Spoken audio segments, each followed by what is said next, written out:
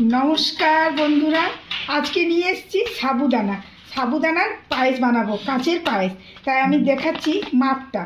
এবারে এই যে এটা আমি ছোটো দানাটা নিয়েছি, আপনারা চাইলে বড়টাও নিতে পারেন। আমি এখানে 1 কাপ সাবুদানা নিচ্ছি। এই যে ভর্তি ভর্তি করে 1 কাপ নিয়েছি, একদম ভরে দিয়েছি। ভরে 1 কাপ সাবুদানা নিয়েছি। এটাকে আমি দুবার ধুয়ে নেব, 2-3 বার, যতক্ষণ না জলটা পরিষ্কার হচ্ছে। পরিষ্কার হয়ে যাবে, এটা প্যাকেটে সাবুন নোংরা অতটা থাকে না। এটা আমি ধুয়ে নিচ্ছি।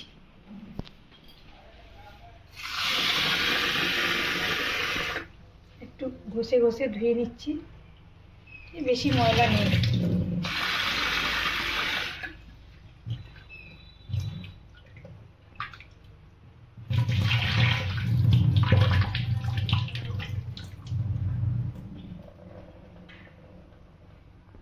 যে ধোয়া হয়ে গেল, এই যে আমি 1 কাপ জল এর মধ্যে দিয়ে দিচ্ছি। এটা ভিজবে 1 ঘন্টা। আমি এটাকে ভিজিয়ে রাখবো, 1 ঘন্টা ভিজিয়ে রাখবো। 1 ঘন্টা পরে আমি এটাকে দেখাচ্ছি। ওই যে পায়েস, যে সাবুর পায়েস বানাবো, পায়েস বানানোর জন্য দুধটা আমাকে জাল দিতে হবে। তো তাই 1 প্যাকেট দুধ নিয়েছি, এখানে 500 গ্রাম দুধটা আমি জাল বসিয়ে দিই, তারপর আমি এগুলো রেডি করব।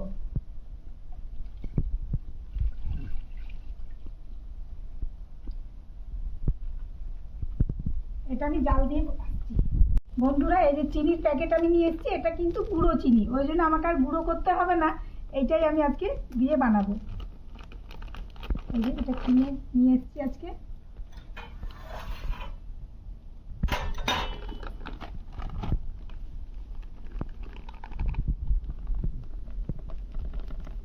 এটা আমার পুরোটাই লাগবে, এই বাটির এটা।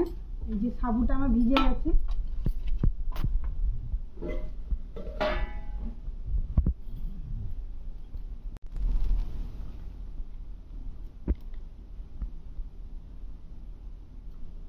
এর মধ্যে আমি দিয়ে দেবো 2 চামচ, এই যে নারকেল কুড়ে নিয়েছি, এটা আমি 2 চামচ দিয়ে দেবো।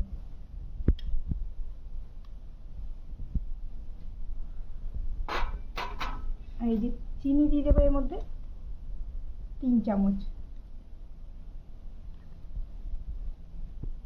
আর এই যে গুঁড়ো দুধ প্যাকেটে আছে, এখান থেকে গুঁড়ো দুধ দেবো 2 চামচ।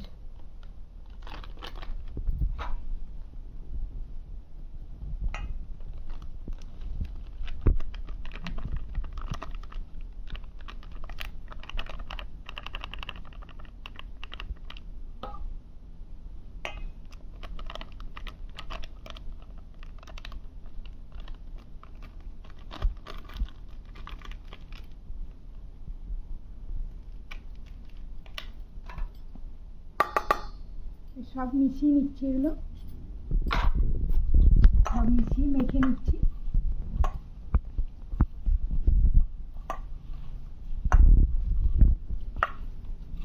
এটা দিয়ে আমি ছোট ছোট বল তৈরি করব। ওইটা দিয়ে ক্রিকেট খেলো।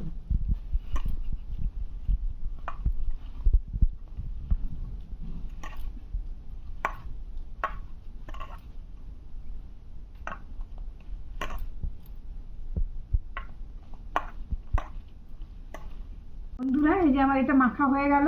এই যে এবার এটা গোল গোল আমি বল পাকিয়ে নেব। এই যে, আর বলতে ভুলে গেছিলাম, ওই দুধের মধ্যে আমি 3-4টে এলাচ ভেঙে দিয়ে দিয়েছি। এই যে এরকম সাইজের বল করে করে দুধটা ফুটছে এখন। দুধটা হয়ে যাক, চাল হয়ে গেলে ওটার মধ্যে ছেড়ে দেব।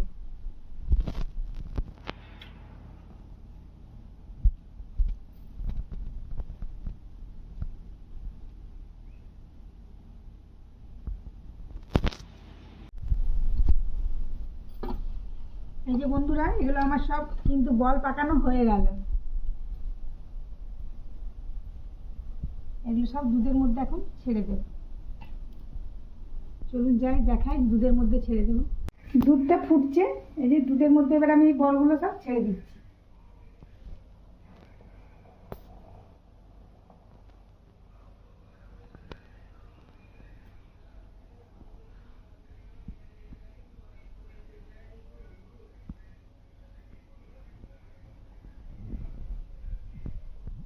এগুলো কিন্তু আমি সঙ্গে সঙ্গে নাড়াবো না, একটুখানি ফুটে উঠবে, তার 2 মিনিট পরে আমি একটু নাড়াবো।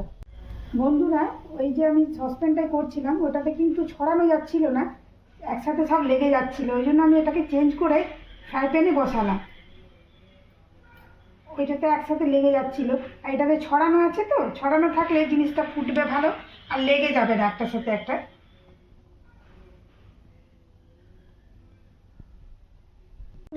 এটা আমার হয়ে এসছে, এবার চিনিটা আমি দিয়ে দিচ্ছি, গুঁড়ো চিনিটা।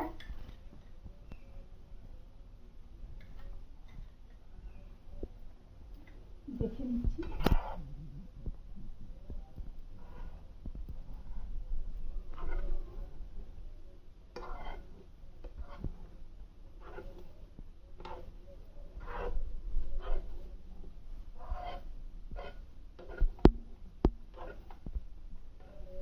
এই যে বন্ধুরা, গোল গোল হয়ে গেছে, এই যে একদম ফুলে ফুলে বড় হয়ে গেছে, এই যে রসগোল্লার মতো লাগছে দেখতে, বড় বড় হয়ে গেছে ফুলে ফুলে, এই যে। ঠিক আছে বন্ধুরা, হয়ে গেছে, টাটা।